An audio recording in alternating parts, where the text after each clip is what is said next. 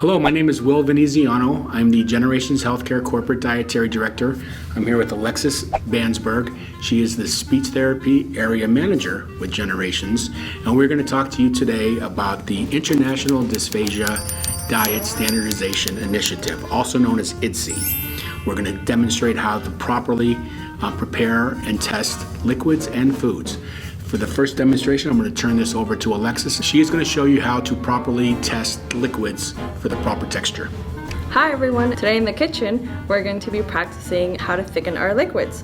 So the cool thing about IDSI is that they try to make it very user-friendly, and they try to make sure that you could use objects that are easily available to test the consistency of liquids. So for example, IDSI likes to use a syringe to test the thickness of liquids. We'll be testing the consistency of thin apple juice, of mildly thick water, of moderately thick apple juice, and extremely thick apple juice. We're going to be looking at thin liquids first, and as I was mentioning, IDSI likes to use the 10 milliliter syringe. What I recommend when you're testing the consistency of thin liquids is, first of all, use your syringe and then place the syringe in the liquids, and you're going to fill it all the way to 10 milliliters. I like to keep an extra glass handy just so I'm not spilling juice all over the table. We're going to use our other syringe, and I took the cap off. The way we are going to test is we're going to put either like your ring finger or your pinky finger, whatever's most comfortable for you. We're going to hold it, and then I'm going to add the liquids onto the syringe. So like I said, this is where the glass comes really handy.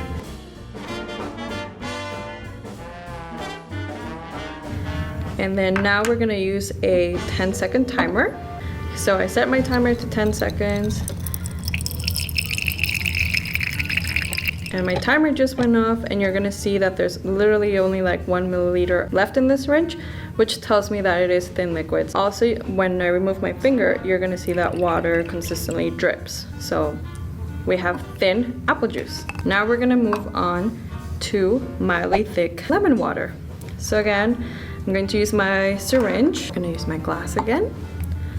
So we're going to squeeze 10 milliliters of the mildly thick water. Again, we're going to use your ring finger or your pinky finger, and then we'll put on the mildly thick. Okay, we're going to use a 10-second timer again. So my 10-second timer is going, and you're going to see that it's slowly dripping, and my 10-second timer is up.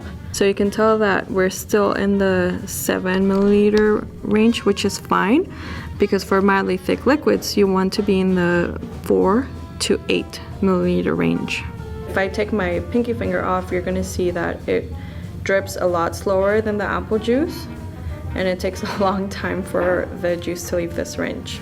So now we're moving on to our moderately thick apple juice. The way to test this one again is with our syringe, but also you can check with your fork. When you're using moderately thick liquids and you place your fork in the liquids, you're going to see that it drips. I'm going to grab my syringe, and again I'm going to fill it all the way to 10 milliliters. And then I'm going to use my glass. I'm going to put the syringe.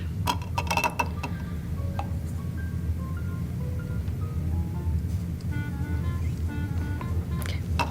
And then I'm going to put my 10-second timer. I'm just going to let it roll, and you can see that it's going slow and it's dripping. And then my 10-second timer is off, and it's still in like that 10 milliliter range, which is what you want to see. Now we're going to move on to the extremely thick liquids. You can't test this one with a syringe. You can't drink it out of a cup. Can't definitely use a straw. So what you have to do is use a spoon.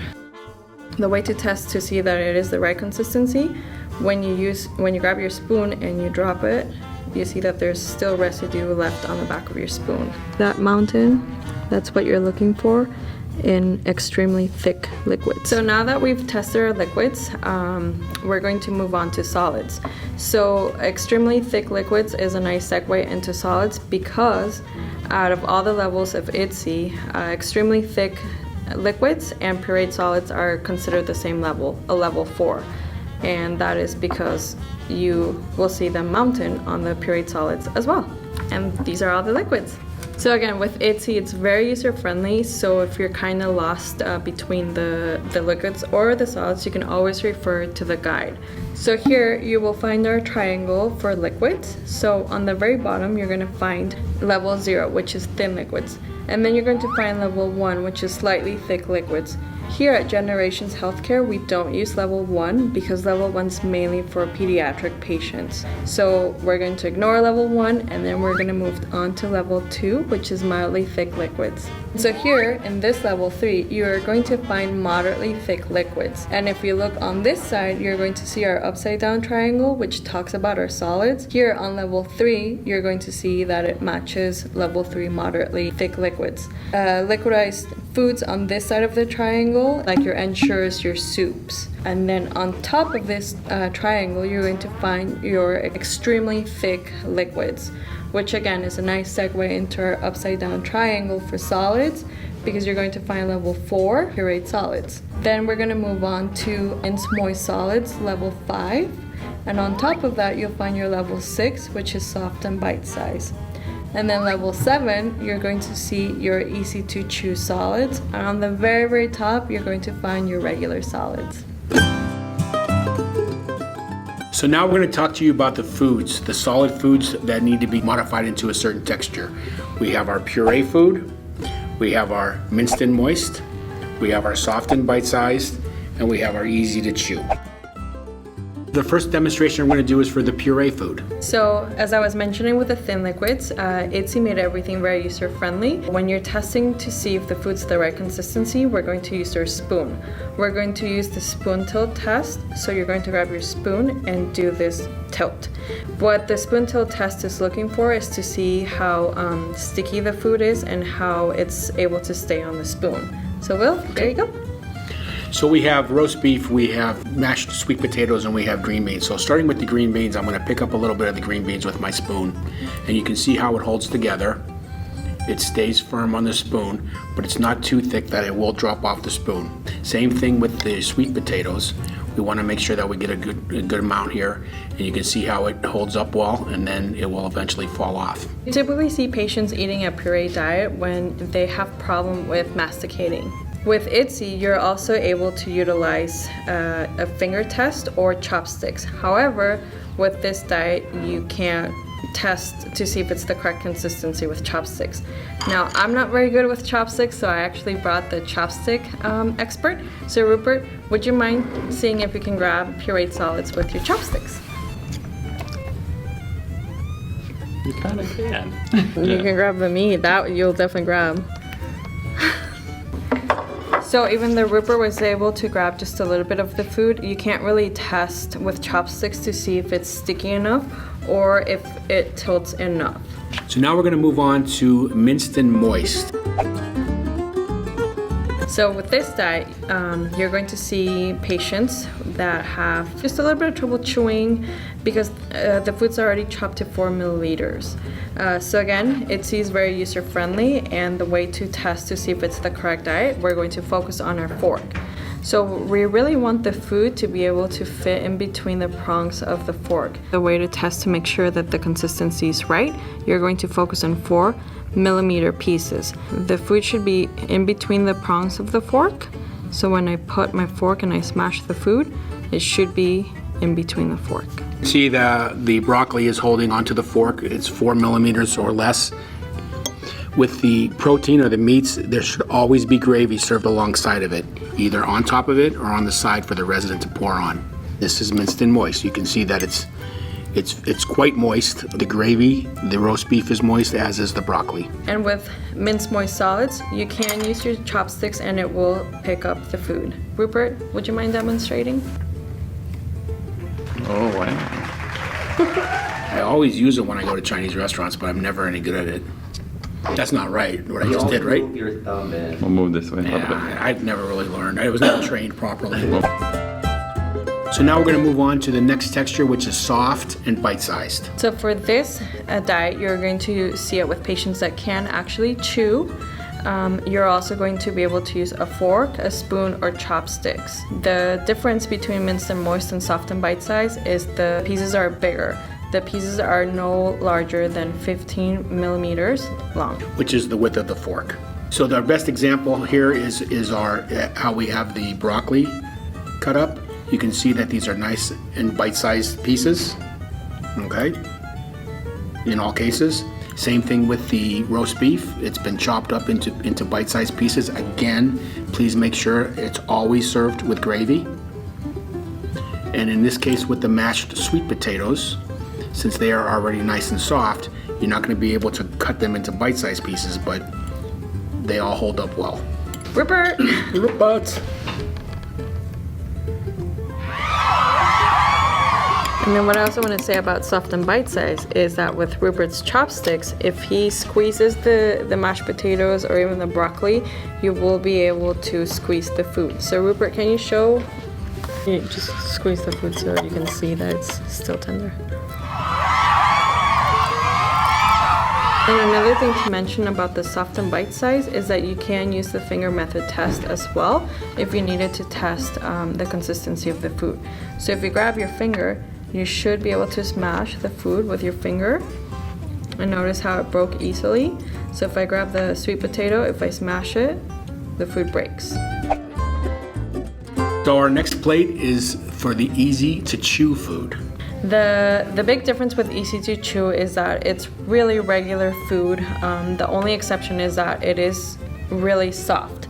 So the peas, for example, have butter. The chicken is really soft and tender that you can just grab your fork and you can cut it. You normally see people in this diet that can have no problem chewing. It gives it a little bit of help, that extra moisture. So the foods are all nice and soft. As you can see as I push down on the potatoes. With the chicken, we do have a side of gravy here available if the resident prefers. But you can see how the chicken is nice and tender, and you can chop it up very simply with a fork into a small piece. You can also use the finger test and make sure that the items are nice and soft and easy to chew. The peas are nice and soft. Obviously the sweet potatoes, you can see how it just mashes in my finger. The chicken as well, with or without the gravy, pulls right apart as I squeeze it. So again, with easy to chew, if you grab your chopsticks, Rupert is able to squish the pea and it'll break.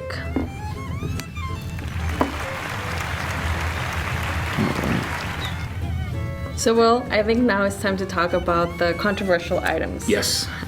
So we're going to focus on bread and grains. If you're on a puree diet, your bread will be pureed 100%. Yes, and we're also pureeing the bread based on the ITSE rules for minced and moist and soft and bite-sized. However, with level 7, easy to chew or regular solids, you can have all types of bread. So think of like a French baguette, sourdough, even day-old bread.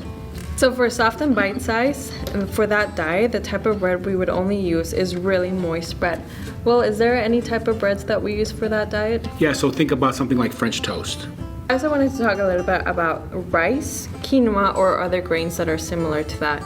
For a level 5 minced moist solids, the only way you can really eat rice or quinoa is if it's in a sauce that's considered either mildly thick, moderately thick, and it really has to stick to the rice or the quinoa. What about soft and bite-sized? Well, for soft and bite size, the rice doesn't have to be sticky or very gelatinous. Also for desserts, so when it comes to desserts for puree, everything in the dessert profile needs to be pureed or pudding.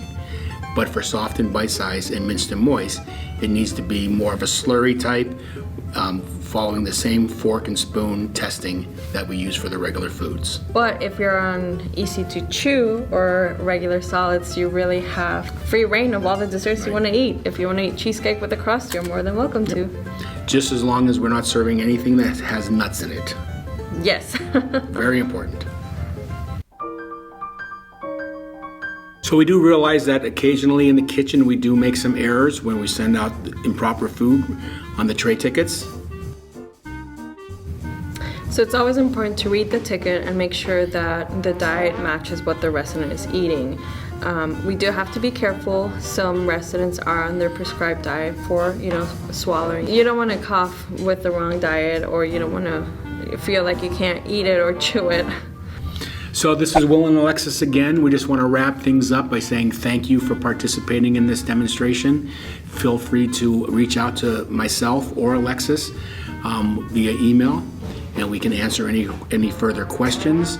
We appreciate your time, and please, we want to make sure that our speech therapists, our dietitians, our dietary supervisors, and kitchen staff and nursing is all on the same page with this. Thanks. Love you, Scott. Generations, you guys are the best.